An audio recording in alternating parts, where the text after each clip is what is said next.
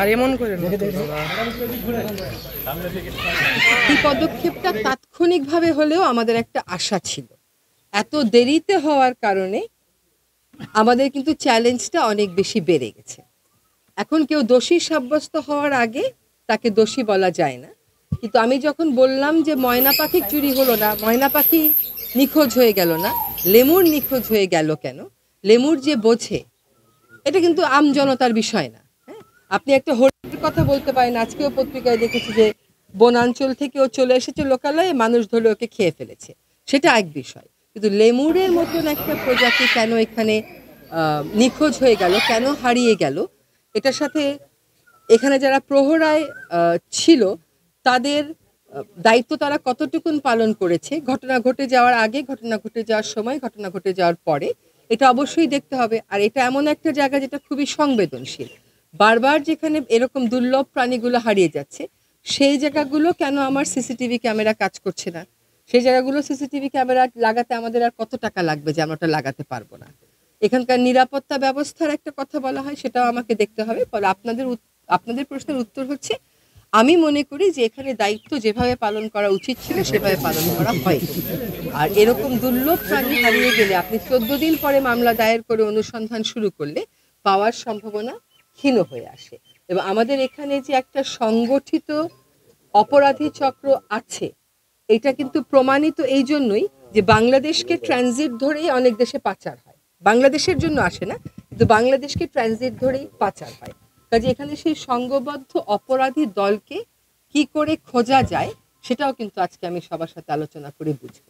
ঘুরে দেখার সামগ্রিক অভিজ্ঞতাটা ইতিবাচক হলেও দুইটা জায়গাতে আমার সত্যিই খারাপ লেগেছে। তিনটা জায়গা আমি বলবো। একটা হচ্ছে যেখানে হাতিগুলোকে রাখা হয়েছে সেটা, আরেকটা হচ্ছে যেখান থেকে আমাদের লেমুর তিনটা চুরি হয়ে গেল বা আমরা আর খুঁজে পাচ্ছি না সেই জায়গাটা, আরেকটা হচ্ছে যে জাগুয়ার দুটো দেখলাম সেটা দেখে সেখানে আমার মনে হয়েছে যে একটা সাফারি পার্কে যারা আসবে তারা প্রাণীকে দেখে প্রাণীকে ভালোবাসবে। এই ভালোবাসাটা জাগাবার জন্যই সাফারি পার্কের আয়োজন। তাহলে তো চিড়িয়াখানার পরে আর সাফারি পার্কের তো প্রয়োজন ছিল না। আর চিড়িয়াখানায় যেখানে বদ্ধ আবহে রাখা হয়, সাফারি পার্কে সেখানে যতদূর সম্ভব তাদের প্রাকৃতিক আবহের মতো করে রাখা। টানা সপ্তমবারের মতো বেস্ট টিস্যু পেপার ব্র্যান্ড হিসেবে স্বীকৃতি পেয়েছে বসুন্ধরা টিস্যু। তো আমার মনে হয়েছে হাতির ক্ষেত্রে, লেমুরের ক্ষেত্রে আর জাগুয়ারের ক্ষেত্রে আমরা সেরকম আবহটা দেখি।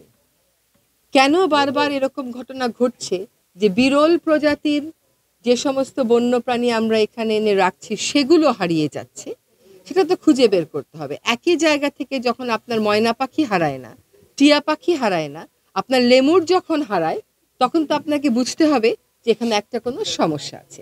তো সেই সমস্যাটা আজকে আমি চিহ্নিত করব। আমার বন বিভাগের যারা বন্যপ্রাণী রক্ষণাবেক্ষণের দায়িত্বে আছেন তাদের সাথে কথা বলে, আপনাদের মধ্যেও কারো কারোর সাথে কথা বলবো। আপনাদের রিপোর্টগুলো আমি পড়েছি।